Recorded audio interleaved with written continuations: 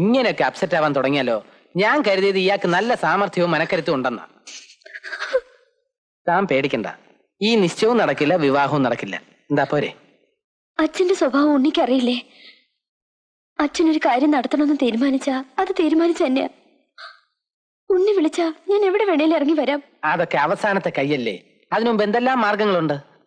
തൽക്കാലം ഈ വിവാഹ നിശ്ചയം നീട്ടി വയ്ക്കാനുള്ള ഒരു കുറുക്കുവഴി എന്റെ കയ്യിലുണ്ട്.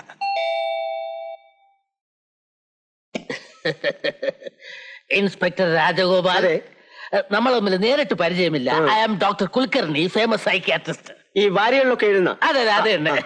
ഇതെന്റെ അസിസ്റ്റന്റ് ടിപ്പു തച്ചങ്കരി. ഹലോ, വരൂ. Thank you thank you. ഒരു രഹസ്യ ദൗത്യവുമായിട്ടാണ് ഞങ്ങൾ വന്നിരിക്കുന്നത്. എന്റെ ഒരു പേഷ്യന്റിനെ കുറിച്ച് നിങ്ങൾക്കറിയാവുന്ന ചില വിവരങ്ങൾ പറഞ്ഞു തരണം. അത് അയാളുടെ ചികിത്സയിൽ എനിക്ക് വളരെയധികം പ്രയോജനം ചെയ്യും. പക്ഷെ ഈ വിവരങ്ങൾ തന്ന് ഞങ്ങളെ ഹെൽപ്പ് ചെയ്യുന്ന വിവരം പേഷ്യന്റിനെയോ അയാളുടെ ബന്ധുക്കളെയോ അറിയിക്കില്ലെന്ന് സാറ് ഞങ്ങൾക്കൊരു ഉറപ്പ് തരണം. ആരാ രോഗി? പറയാം, സാറിന്റെ ഒരു അടുത്ത ഫാമിലി ഫ്രണ്ടാണ് മിസ്റ്റർ കേശവ പണിക്കരുടെ മകൻ വിക്രമൻ. നോൺസെൻസ്. അങ്ങനെ സെൻസ് ഇല്ലെന്ന് പറയാൻ പറ്റില്ല. അത് പുള്ളിക്ക് അല്പം കുറവാണെന്ന് വേണമെങ്കിൽ പറയാം. ഒരു റെസ്പോൺസിബിൾ ഓഫീസർ എന്ന നിലയ്ക്ക് സാറിന് വേണമെങ്കിൽ വിക്രമന്റെ ട്രീറ്റ്മെന്റ് ഫയൽ കാണിക്കാം. We don't mind. സാധാരണഗതിയിൽ കണ്ടുപിടിക്കാൻ ബുദ്ധിമുട്ടുള്ള ഇൻഫ്രാൻസിസ്കോസ് ട്രീസീമിയ എന്ന സ്പെഷ്യൽ ടൈപ്പ് രോഗമാണ് പുള്ളിക്ക്. ചില പ്രത്യേകതരം പൂകൾ കണ്ടാൽ ഇവരുടെ സ്വഭാവം ആകെ മാറും. അക്രമാസക്തനായി കഴിഞ്ഞാൽ പിന്നെ എന്താണ് ചെയ്യുകയെന്ന് ആർക്കും പറയാൻ പറ്റില്ല. ആദ്യം പൂകളിൽ തുടങ്ങി അവസാനം എന്ത് കണ്ടാലും വയലന്റ് ആകുന്ന സ്ഥിതിവിശേഷമാകും. മൃഗങ്ങളിലാണ് സാധാരണ ഈ രോഗം കണ്ടു വരാറുള്ളത് അല്ലേ? എന്ന് പറഞ്ഞാൽ ബേസിക്കലി വിക്രമനിൽ ആ മൃഗങ്ങളുടെ പല ക്വാളിറ്റീസും ഇല്ലേ തച്ചങ്കരി? മകളായിരിക്കും. അതെ, നന്നായിട്ട് പഠിക്കണം കേട്ടോ. ദൈവമായിട്ടാണ് നിങ്ങളെ ഇപ്പൊ ഇങ്ങോട്ട് കൊണ്ടുവന്നത്. അതെയോ? ഞാൻ എന്റെ മകളെ ഈ വിക്രമന് വിവാഹം കഴിച്ചു കൊടുക്കാൻ തീരുമാനിച്ചിരിക്കുകയായിരുന്നു. വിവാഹം കഴിച്ചു കൊടുക്കുന്നോണ്ട് കുഴപ്പമൊന്നുമില്ല. പക്ഷെ രണ്ടുപേരെയും ഒരു സ്ഥലത്ത് ഒരുമിച്ച് താമസിപ്പിക്കാതിരുന്നാ മതി. Very correct. അപ്പോ വിക്രമനെ കുറിച്ചുള്ള ഡീറ്റെയിൽസ് പറഞ്ഞു തന്നാൽ ഞങ്ങൾക്ക് പോകാമായിരുന്നു. ഞാനൊരു പോലീസ് ഓഫീസറാണ്. അതെയോ? നിങ്ങൾ പറയുന്നത് ശരിയാണെന്ന് നേരിട്ട് ബോധ്യമായാൽ മാത്രമേ എനിക്ക് നിങ്ങളോട് സഹകരിക്കാൻ പറ്റൂ. മതി. അതിനൊരു എളുപ്പ വഴി ഞങ്ങൾ പറഞ്ഞു തരാം. പ്രത്യേകിച്ച് തയ്യാറെടുപ്പൊന്നും ഇല്ലാതിരിക്കുന്ന അവസരത്തിൽ സാർ ഒരു ചുവന്ന റോസാപ്പൂ എടുത്ത് വിക്രമനെ കാണിച്ചു നോക്കൂ. അപ്പൊ അറിയാം വിവരം.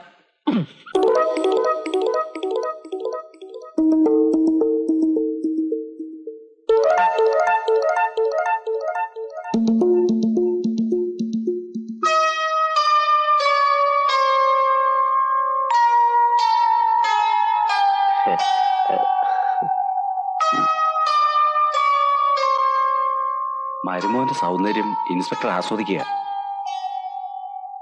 പണിക്കരെ, നമ്മൾ തമ്മിൽ ഒരു ഒളിച്ചുകളിയുടെ ആവശ്യമില്ല. ഇതെന്റെ മകളുടെ ഭാവിയുടെ പ്രശ്നമാണ്. വിക്രമന് മാനസികമായി എന്തെങ്കിലും പ്രശ്നങ്ങളുണ്ടോ? എന്ത് പ്രശ്നം? അവരാണ് ഈ കല്യാണത്തിൽ ഏറ്റവും അധികം സന്തോഷിക്കുന്നത്. കല്യാണത്തിന്റെ കാര്യമല്ല ഞാൻ ചോദിക്കുന്നത്. ഡോക്ടർ കുൽക്കർണി എന്നൊരാളെ പരിചയമുണ്ടോ? ഉണ്ടല്ലോ അങ്കിൾ. നിങ്ങൾ തമ്മിലുള്ള ബന്ധം? ഞാന് ആഴ്ചയിൽ 2 പ്രാവശ്യമെങ്കിലും ഡോക്ടർ കുൽക്കർണിയുടെ വീട്ടിൽ പോകും. എന്നിട്ടെന്താ ആ വിവരം എന്റെ അടുത്ത് ഒളിച്ചു വെച്ചത്? അതെന്താ അങ്ങനെയൊക്കെ ചോദിക്കുന്നത്? കുൽക്കർണിയുടെ മകന് ഇവനും അടുത്ത സുഹൃത്തുക്കളാ. അല്ലാതെ ഒരു ഡോക്ടറും രോഗിയും തമ്മിലുള്ള ബന്ധമല്ല. അങ്കിൾ എന്ത് വിട്ടിത്തരങ്ങളായി പറയുന്നേ? വെഡിത്തം അല്ലേ?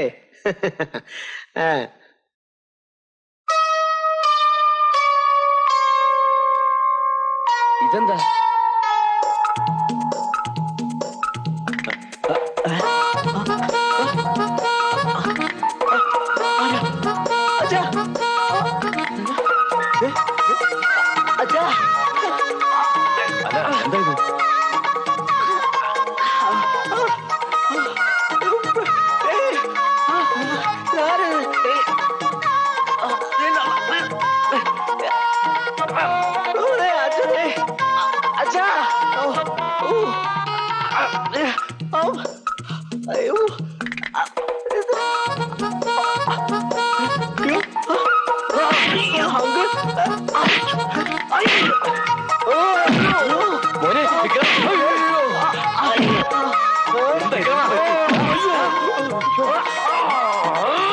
ഇപ്പോഴെങ്കിലും അറിയാൻ നന്നായി. രാജഗോപാല, ആദ്യമായിട്ടാ ഇവൻ ഇങ്ങനെയൊക്കെ. പിടിച്ചോണ്ട് പോണോ തന്റെ ഭ്രാന്ത് സന്തതിയെ? അയ്യോ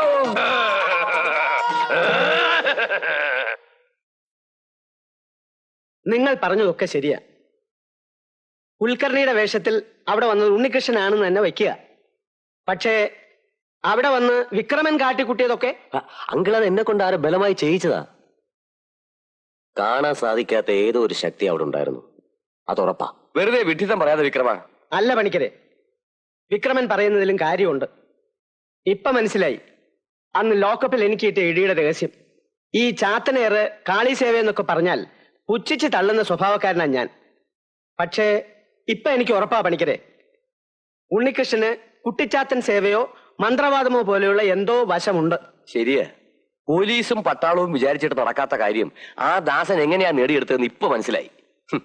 ബീഡിക്കുറ്റിയോളം പോന്ന ആ ചെറുക്കൻ വളരെ ഈസി ആയിട്ടല്ലേ എന്റെ കൈവശം ഉണ്ടായിരുന്ന കട ഒഴിപ്പിച്ചെടുത്തത്.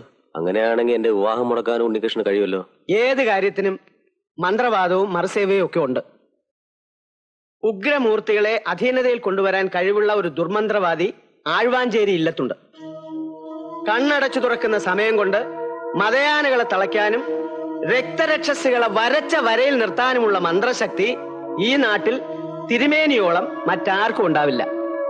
ആദ്യം ഉണ്ണികൃഷ്ണന്റെ ബന്ധുക്കളെ തപ്പിയെടുത്ത് അവനെ കുറിച്ചുള്ള വിവരങ്ങൾ ശേഖരിക്കണം.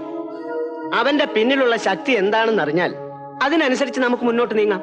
പല ചുടലഭദ്രകാളിയുടെയും സേവയുണ്ടെന്നാണ് എനിക്ക് തോന്നുന്നത്. 10-12 പ്രേതങ്ങളുടെ കൂടെയാ ഊണും ഉറക്കവും പാട്ടും കൂത്തും ഒക്കെ. അത് അവന്റെ പിന്നിലുള്ള ശക്തി ഏതാണെന്ന് നിങ്ങളെ അറിയിക്കാതിരിക്കാൻ നടത്തിയ ഒരു നാടകമാവാനാണ് സാധ്യത. അത് തന്നെയാണ് സാർ ഞാനും പറയുന്നത്. അവരുടെ പിന്നിൽ എന്തോ ഒരു പ്രത്യേക അദൃശ്യ ശക്തിയുണ്ട്. അതെന്താണെന്ന് കണ്ടുപിടിച്ചാലേ കാര്യം നടക്കൂ. കാര്യം അറിഞ്ഞിട്ട് വേണ്ടേ കർമ്മം നിശ്ചയിക്കാൻ. അത് കണ്ടുപിടിക്കാനല്ലേ തന്നെ ഇങ്ങോട്ട് കൊണ്ടുവന്നത്. തന്റെ കയ്യിലുള്ള ചെപ്പും പന്തൊന്നും അവന്റെ അടുത്ത് നടക്കത്തില്ല. അങ്ങനെ പറയരുത് ഭാർഗവ. ഏത് ബാധയെ ഒഴിപ്പിക്കാൻ സമയമെടുക്കും. ഈക്ഷിതേ നിശി ദുസ്വപ്നെ ജബൽ മന്ത്രം നിശാംനയേത് അവശിഷ്ടവും സ്വപ്നഫലം സമ്യക. ഈ മന്ത്രം കുറെ ഞാൻ കേട്ടതാ. നടപ്പുള്ള കാര്യം വല്ലതും ഉണ്ടെങ്കിൽ നമുക്ക് നടപ്പുള്ളതുകൊണ്ടാണല്ലോ എന്നെ തന്നെ ഇങ്ങോട്ട് ഇങ്ങനെ തമ്മിത്തല്ലാനല്ല നിങ്ങളെ ഇവിടെ വിളിച്ചു വരുത്തിയിരിക്കുന്നത്. എനിക്കൊരു അവസരം കൂടി തരണം സാർ. ഇവര് പറയുന്നത് വെച്ച് നോക്കുമ്പോഴേ ഭൈരവനെ കൊണ്ട് സാധിക്കുന്ന പണിയല്ല ഇതെന്നാണ് എനിക്ക് തോന്നുന്നത്. ഒന്നിങ്ങോട്ട് വന്നേ. വിശ്വാസമില്ലാത്തടത്ത് ഈ ഭൈരവൻ സഹകരിക്കാറില്ല. ഞാൻ പോകുന്നു. ഒന്നിറങ്ങി പോളൂ. ചുമ്മാ വെറും കൈയോടെ ഇറങ്ങിപ്പോകാനോ? ഇന്ന് വരെയുള്ള എന്റെ കാശ് കണക്കെടുത്ത് കൈ തരണം. അയ്യടാ, ഇത്രയും നാളും തിന്നിയും കുടിക്കുകയും ചെയ്തത് പോരെ ഇനി തനിക്ക് കാശോ? ഇറങ്ങി പോടോ കോയിരവാ. വല്ലവന്റെ അരിക്കാടിയും പഴങ്കഞ്ഞിയും കുടിച്ചു കിടക്കുന്ന നിനക്കൊന്നും പറഞ്ഞാൽ മനസ്സിലാവില്ല. നാട്ടുകാരുടെ സോക്കേട് തീർക്കാൻ ഓശാരത്തിന് നടക്കുന്നവനല്ല ഈ പാതാളം ഭൈരവൻ. എന്റെ കാശ് എടുപ്പെട്ടും പിള്ളേ ഇറങ്ങി പോടോ. കാശ് തടിയാ പോവില്ല.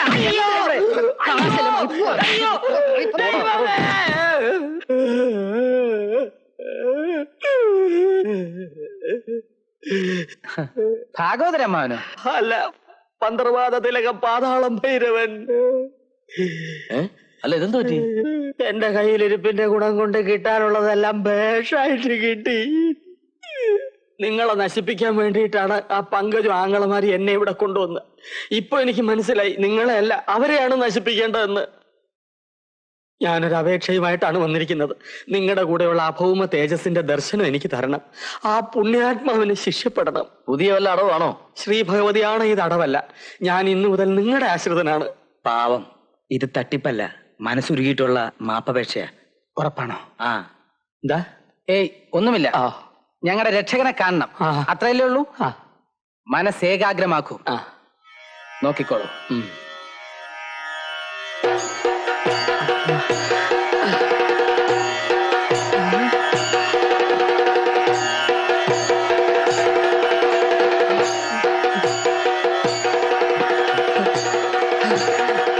സമസ്ത അപരാധങ്ങളും പുറത്ത് മാപ്പറിലണം നിന്തിരുവടി. ആരാണെന്നോ എന്താണെന്നോ അറിയാതെ എന്തൊക്കെയോ വിഡ്ഢിത്തരങ്ങൾ ഞാൻ പ്രവർത്തിച്ചു പോയി. എന്നോട് ക്ഷമിക്കണം. എഴുന്നേൽക്കൂ. മഹാത്മൻ, നീചമായ ഒരു ഉദ്യമത്തിന്റെ വിവരം അങ്ങേ ധരിപ്പിക്കാനുണ്ട്. അങ്ങേ ഭസ്മീകരിക്കാൻ ഒരു ദുഷ്കർമ്മി അവർ നിയോഗിച്ചു കഴിഞ്ഞു. ആഴ്വാഞ്ചേരി ഇല്ലത്തെ തീക്രാൻ നമ്പൂതിരി.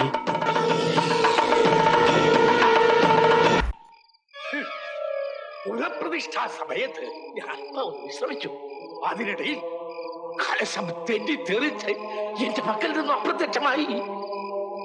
മന്ത്രത്തിൽ പിഴച്ചാൽ മാന്ത്രികരാണ് ദോഷമെന്ന് കേട്ടിട്ടില്ലേ? അന്ന് തുടങ്ങിയ ദുരിതവും കഷ്ടപ്പാടുകളുമാണ് ഞാൻ ഇപ്പോഴും അനുഭവിക്കുന്നത്. എന്റെ ഭാര്യ അപമൃത്യുവിനിരയായി, മക്കൾ ദുർമരണപ്പെട്ടു. കണ്ടില്ലേ ഇല്ലത്തിന്റെ കോലം? ചാത്തുണ്ണി ആവാഹിച്ചടക്കിയല്ലാതെ പരദേവത ശാപമോചനം തരില്ലാന്ന് പ്രശ്നത്തിൽ കണ്ട അന്ന് മുതൽ ഞാൻ കാതിരിക്കുക. ഇപ്പൊ അവസരം വന്നിരിക്കുന്നത്. എന്റെ കുടുംബം നശിപ്പിച്ച ചാത്തുണ്ണിയെ അടക്കി ഞാൻ ഇവിടെ കൊണ്ടൊന്ന് പ്രതിഷ്ഠിക്കും. നഷ്ടപ്പെട്ട എന്റെ പ്രതാപവും ഐശ്വര്യവും അവരെ കൊണ്ട് ഞാൻ ഉണ്ടാക്കും.